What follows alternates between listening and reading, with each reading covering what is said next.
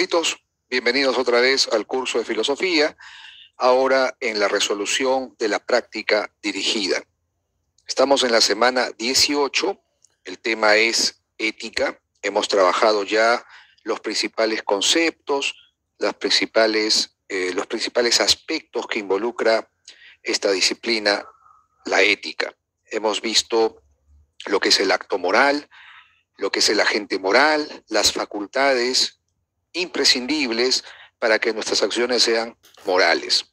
Hemos visto también en la parte teórica los valores éticos fundamentales, hemos visto las diferencias que hay entre la moral y el derecho, y por último, las teorías éticas. Dijimos que hay teorías éticas teleológicas, aquellas que se centran en las consecuencias, fines o efectos que tiene la acción moral, y las éticas deontológicas que más bien se centran en el deber que mueve, que determina a la acción. Vimos las teorías de Aristóteles, el eudemonismo, esta ética de la felicidad. Hemos visto la ética formalista de Immanuel Kant, la ética de la buena voluntad, de los imperativos categóricos, de la moral autónoma. Y vimos la ética utilitarista de Bentham y de John Stuart Mill, esta ética que propone que la acción es buena y justa, acciones de los individuos como también acciones a nivel de instituciones políticas. Son buenas y justas cuando promueven el mayor beneficio, el mayor bienestar para la mayoría o para el mayor número de personas. Hay otras teorías que vamos a ver también aquí en la práctica, aprovecharemos para reforzar lo que ya se ha visto en algún momento. Por ejemplo, la ética epicúrea, la ética que tiene como concepto central al placer. Vamos a trabajar también este tema. Bien, comenzamos con nuestra práctica dirigida. Empezaríamos entonces con esta primera pregunta. Una persona que actúa conscientemente en sus actos morales al elegir, respetar o transgredir el mandato de la norma, adquiere un compromiso con su acto. A este último, ¿cómo se le denomina? A ver, dice que la persona actúa conscientemente y actúa libremente. Tiene entonces un compromiso, tiene que responder por su acción. Evidentemente, esto se refiere a la responsabilidad moral. El hecho de asumir y comprometerse con los actos y las consecuencias del mismo. Clave C. Número 2. Para Immanuel Kant, la ley moral no refleja lo que hacemos, sino lo que debemos hacer. No se refiere al ser, sino al deber ser. Esta fuerza moral solo puede residir en la razón. Por ello se puede afirmar que la ley moral, para Immanuel Kant, el deber es la exigencia de cumplir con la ley moral, pero la ley moral no puede provenir, no puede basarse en la experiencia. No puede tener su fundamento en estados psicológicos. ¿Recuerdan? Se debe prescindir de inclinaciones, deseos, afectos, sentimientos. Uno tiene que actuar por puro deber. Y esto implica actuar en base a lo que la ley moral establece, y la ley moral viene de la razón. No tiene que ver con la experiencia. En consecuencia, tiene un carácter a priori. Recuerdan que el término a priori se refiere a lo que es independiente de la experiencia, aquello que no procede, que no se sustenta en nada empírico. El imperativo categórico es universal, es objetivo y necesario e incondicional justamente por ser a priori, por tener su fundamento en la razón estrictamente. Clave A en la segunda pregunta. Vámonos a la tercera pregunta, que nos dice: la moral kantiana exige el cumplimiento del deber moral y no de la ley legal, de la norma moral, de la norma legal, perdón. Por ello se dice que tal moral se caracteriza por ser. Recuerdan que la palabra telos, teleológica, viene de telos, que significa fin, finalidad. Eudemonista viene de eudaimonía, que es felicidad. Si hablamos de una ética que se fundamenta en el deber, en el puro deber, en el estricto cumplimiento del deber, es una ética deontológica. La ética kantiana es una ética deontológica. La clave es la C en esta pregunta número 3. 4. Con respecto a la ética aristotélica, es correcto afirmar que uno de los elementos importantes de la ética aristotélica es el tema del justo medio. Recuerdan que para Aristóteles la virtud moral, las virtudes éticas tienen que ver con evitar extremos. Se trata de evitar tanto exceso como defecto. El acto virtuoso tiene que ver pues con el justo medio, ¿no es cierto? Cumplir el deber por el deber es la ética kantiana, la ética de Kant. Promueve la resignación frente al destino, es la ética estoica. En el pensamiento estoico hay un destino, hay un fatalismo, frente al cual la mejor actitud de vida es la resignación.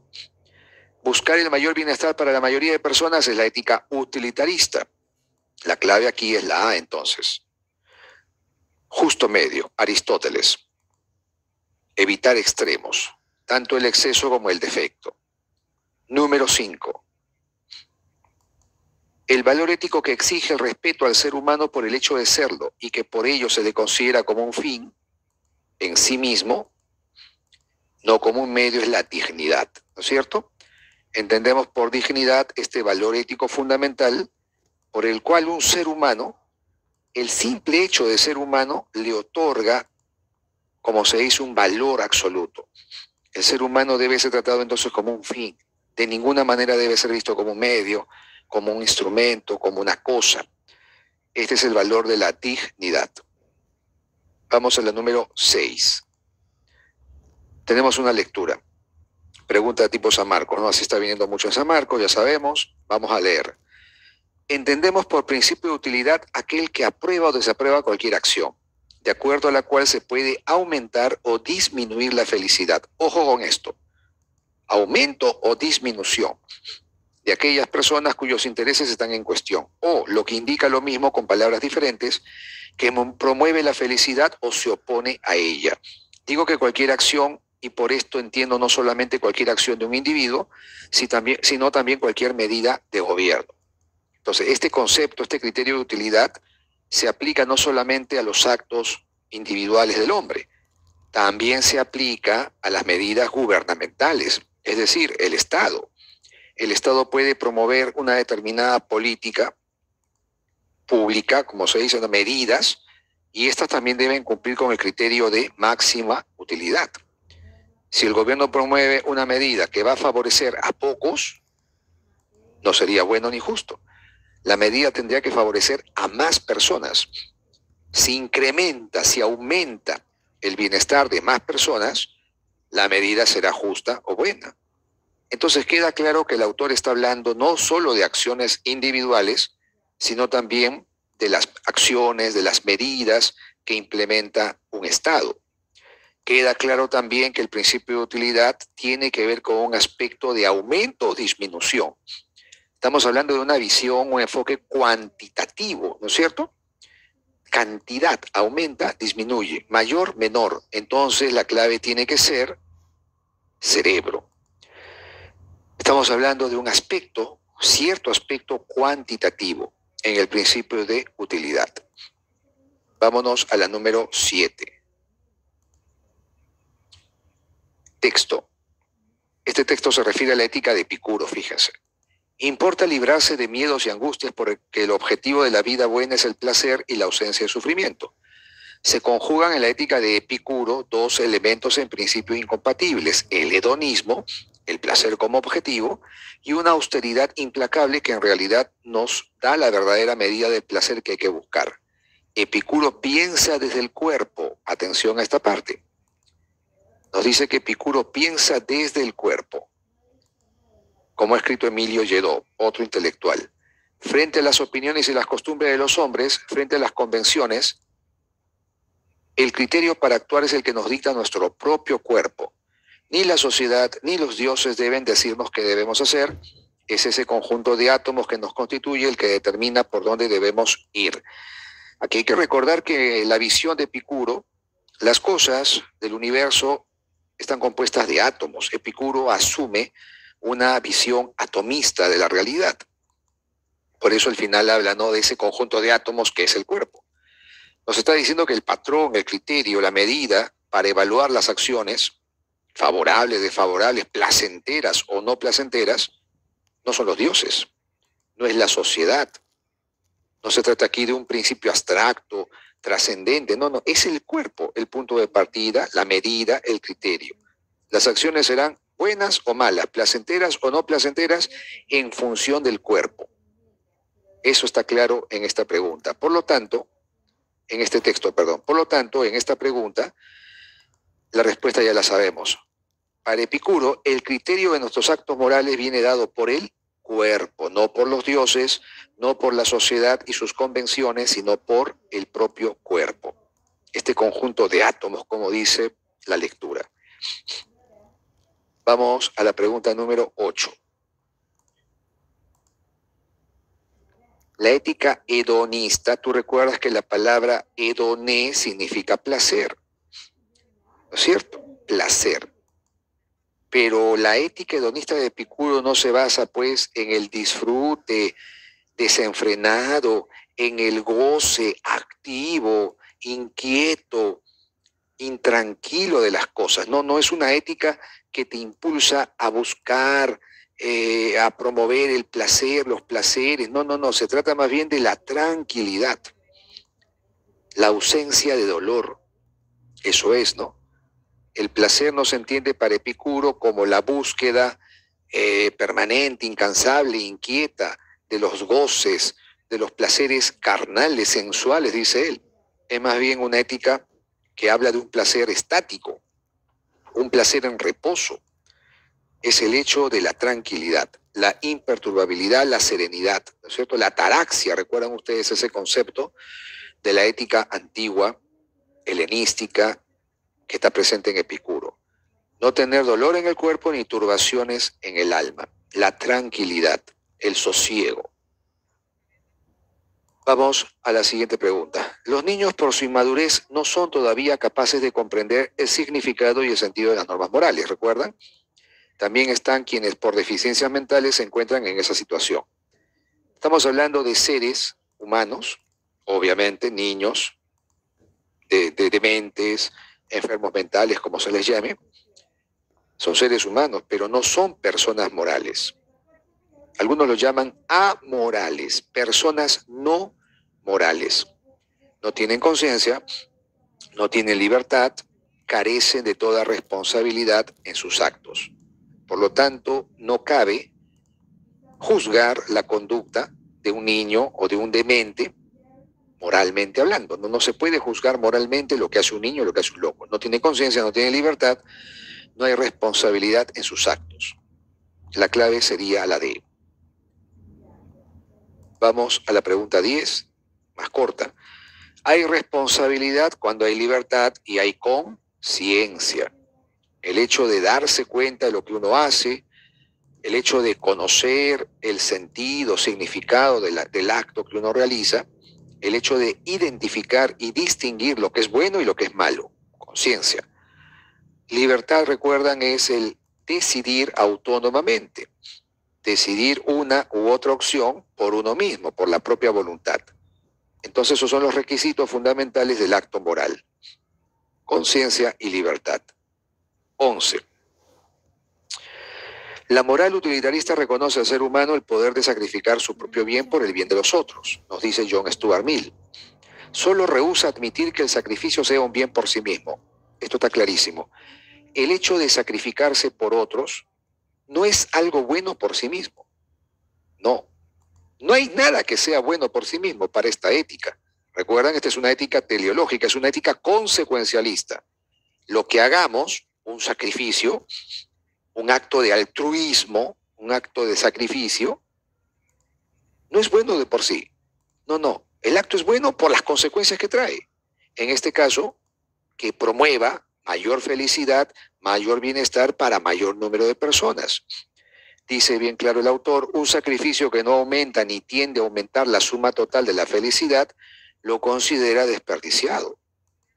No tendría sentido un sacrificio, pues, en vano. Un sacrificio tendría sentido moral, será bueno, justo, si trae más beneficio, aumenta la felicidad de las personas. La única renunciación que aplaude es la devoción a la felicidad.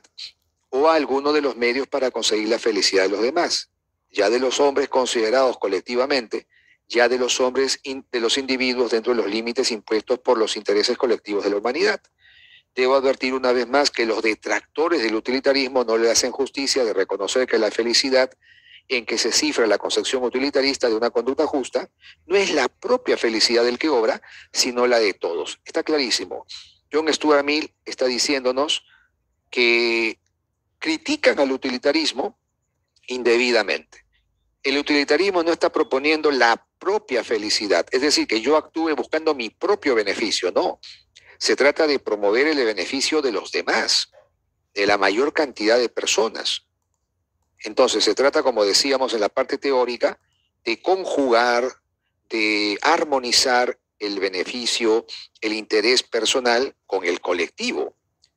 Es decir, yo me debo preocupar en promover mi felicidad, pero no solo la mía, sino también la de los demás.